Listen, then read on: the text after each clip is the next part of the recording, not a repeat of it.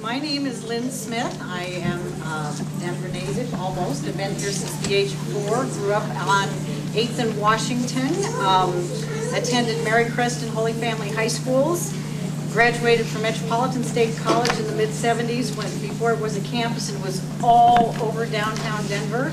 I had 10 minutes to get from the music department, which was on the 4th floor of a building at 11th and Bannock, all the way across to the philosophy department that was in the basement of a building the other side of what is now the Webb building.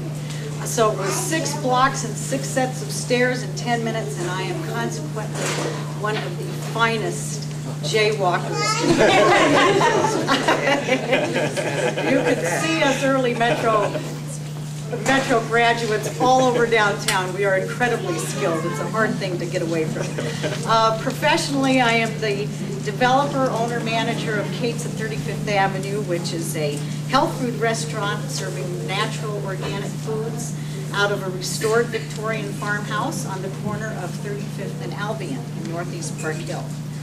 Much of what has propelled me and prepared me to serve as your representative to City Council are the unique set of circumstances I've had as a result of living there, developing a business in a restored Victorian farmhouse, and running a business that is highly regulated.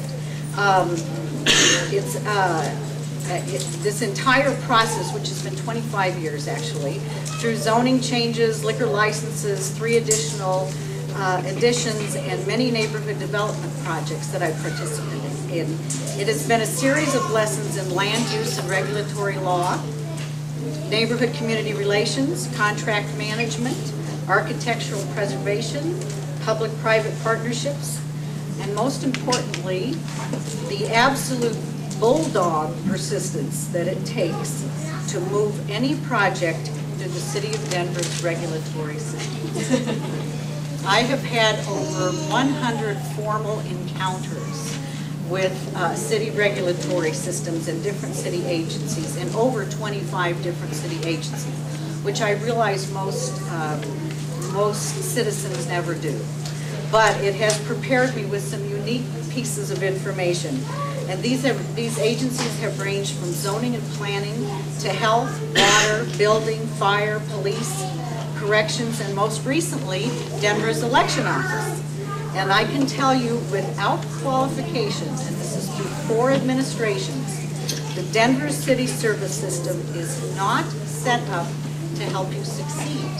It doesn't matter what your project is, whether you want to find out who owns that building down the block that is abandoned and a mess and attracting all sorts of undesirable activity, or whether you want to build a fence, or whether you want to attract a health food grocery store into your neighborhood, you're going to have a lot of trouble. And that is why my first commitment to you, which is in this very fancy tri-colored brochure, is to revitalize the city services so that all services are accessible, efficient, and fair to all citizens, regardless of political connections.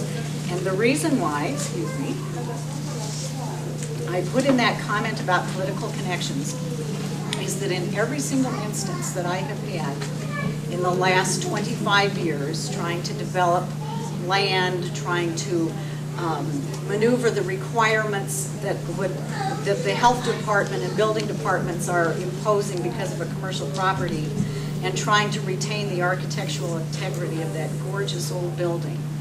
In every single instance, I have had to find somebody high enough up the ladder that can come in and interfere on my behalf. Otherwise, zoning, let me back up just real quick, okay? I believe that this is not only critical because we are taxpayers and as such entitled to these services, but because we don't have any choice. City services are a monopoly. If, is it Brian? That's right. All right, if you come into my restaurant and you don't like how you're served, You have 2,000 other places in the Denver metro area you can take your business to. But if Brian's zoning application has been sitting on somebody's desk for 6, 7, 8, 9 months and can't move it, he doesn't have any place else to go. He's stuck. And that is why I believe they have the city has an ethical and legal responsibility to ensure that all services are accessible and fair. My second commitment is I would love to steward Denver's commitment to a green city and have many ideas for how to do that inside this brochure. And the third one is to creatively utilize the incentivizing tools at the city's disposal to attract quality development that genuinely serves our neighborhoods. And that means tax and infrastructure, regulatory relief, all of that the cities use to bring in big box places like Walmart can be used to bring in the exact kind of development that we all want in our neighborhoods. And I look forward to talking to you, and thank you very much.